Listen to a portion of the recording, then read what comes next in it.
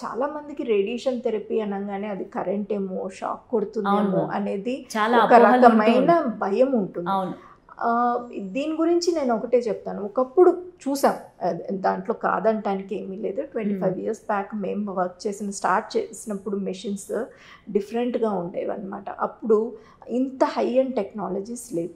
ఆ side effects అనేవి ఎక్కువగా ఉండేవి. తర్వాత స్కిన్ మాడిపోవడం ఇట్లాంటివి చాలా ఇష్యూస్ అన్నీ చూసామన్నమాట. ఆ తర్వాత నెమ్మదిగా ఒక్కొక్క స్టేజ్లో డిఫరెంట్ టెక్నిక్స్లో వచ్చేసేసి ఇప్పుడు ఎంఆర్లినాక్ అనేసి లేకపోతే అడాప్టివ్ థెరపీస్ అనేసి వచ్చాయి. ఈ టెక్నిక్స్లో ఏంటి అని అంటే మ్యాక్సిమం ఏ రోజు ఏ ట్యూమర్ అంటే సపోజ్ ఒక సర్వైకల్ క్యాన్సర్ని ట్రీట్ చేస్తున్నాం, సర్విక్స్ని, ఆ ట్యూమర్ ఆ రోజు ఏ షేప్లో ఉంది, ఆ తర్వాత దాని పక్కనే నార్మల్ టిష్యూస్ ఉంటాయి మనకంటే ఈ బ్లాడర్ కానీ రెక్టమ్ కానీ వీటిని అవాయిడ్ చేసుకుంటూ ఆ ట్యూమర్కి మాత్రమే టార్గెట్ చేసుకుంటూ రేడియేషన్ ఇవ్వటం వల్ల మనకు పేషెంట్స్కి లాంగ్ టర్మ్ సైడ్ ఎఫెక్ట్స్ అనేవి కూడా చాలా తక్కువగా వస్తాయన్నమాట.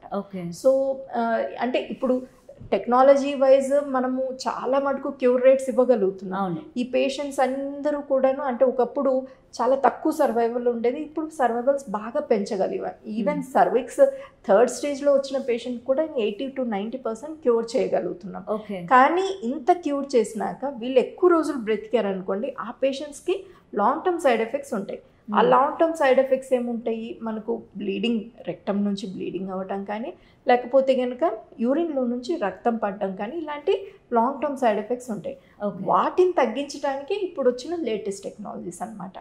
ఈ లేటెస్ట్ టెక్నాలజీస్లో మనకు అడాప్టివ్ థెరపీ అని ఇందాక చెప్పినట్టు ఎంఆర్లినాక్ అనేసి చెప్పాం. ఆ తర్వాత even city based adaptive techniques కూడా వచ్చాయి. ఆ తర్వాత ఇవే కాకుండా బ్రాకీథెరపీ అనేసి చేస్తాం. నార్మల్గా మనం రేడియోథెరపీ అన్ని క్యాన్సర్స్కి బయట నుంచి మాత్రమే ఇస్తాం. సర్వైకల్ క్యాన్సర్లో ఏంటంటే కరెక్ట్గా ఎక్కడైతే అంటే ఎక్స్టర్నల్ రేడియేషన్ అయిపోయిన తర్వాత కూడా ట్యూమర్ కొంత చోట మిగిలిపోతుంది.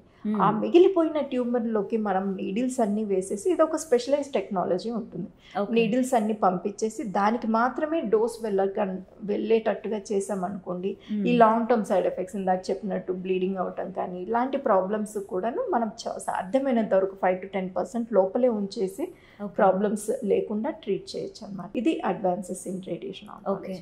మ్యామ్, ఒకవేళ ఇంట్లో ఎవరన్నా పెద్దవాళ్ళకి క్యాన్సర్ ఉండి రేడియేషన్ థెరపీ చేయించుకుంటూ ఉండుంటే, ఇంట్లో పిల్లలు ఉంటారు జనరల్గా, వాళ్ళ దగ్గరికి వెళ్ళనివ్వడానికి భయపడుతూ ఉంటారు.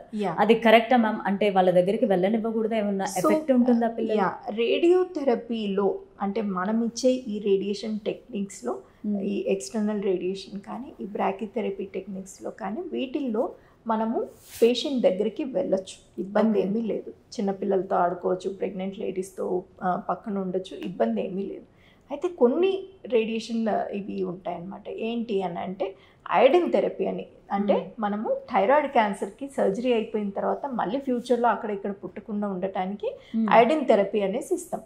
అయోడిన్ థెరపీ ఇచ్చినప్పుడు అదేంటంటే ఆ డ్రగ్ బాడీలో అంతా వెళ్ళిపోతుంది, రేడియేషన్ ఇలాగా ఎమిట్ చేస్తూ ఉంటుంది.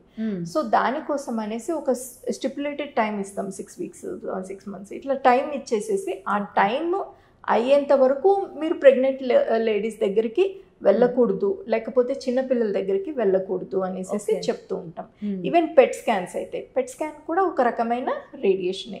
సో అది జరుగుతూ ఉన్నప్పుడు కూడా బ్రెస్ట్ ఫీడింగ్ చేస్తున్నా అలాంటి క్రిటికల్ పేషెంట్స్కి దగ్గరగా వెళ్ళకూడదు అనేసి చెప్తూ ఉంటాం. అదర్వైజ్ నార్మల్ రేడియోథెరపీ టెక్నిక్స్లో కానీ, బ్రాకీథెరపీ టెక్నిక్స్లో కానీ ఎవరు కూడాను పేషెంట్ దగ్గరికి వెళ్ళొచ్చు, దానివల్ల నష్టం ఏమీ లేదు, ఇబ్బంది ఏమీ లేదు.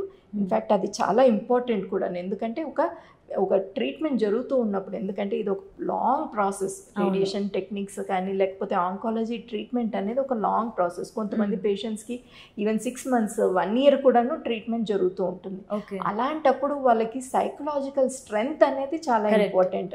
ఒక డాక్టర్గా మేము వస్తే కనుక హాస్పిటల్లో మేము ఇంతవరకే ట్రీట్ చేయగలం, కానీ ఇంటికి వెళ్ళిన తర్వాత ఫ్యామిలీ సపోర్ట్, సోషల్ సపోర్ట్ అనేది చాలా ఇంపార్టెంట్. ఆ సపోర్ట్ అనేది ఇంట్లో ఉన్న పిల్లలు, తర్వాత ఫ్యామిలీ, ఫ్రెండ్స్ వీళ్ళందరూ కూడాను ఇచ్చినప్పుడు ఏముంటుందంటే సైకలాజికల్గా వాళ్ళు స్ట్రెంగ్తన్ అయిపోతారు, బ్రతకాలనే ఒక ఆశ ఉంటుంది. ఆ తర్వాత ఒకవేళ ఏదైనా చిన్న చిన్న బాధలు ఉన్నా కానీ, ట్రీట్మెంట్కి రిలేటెడ్ సైడ్ ఎఫెక్ట్స్ కానీ, ఇబ్బందులు ఉన్నా కానీ అవన్నీ చాలా ఈజీగా ఓవర్కమ్ అవుతాయి.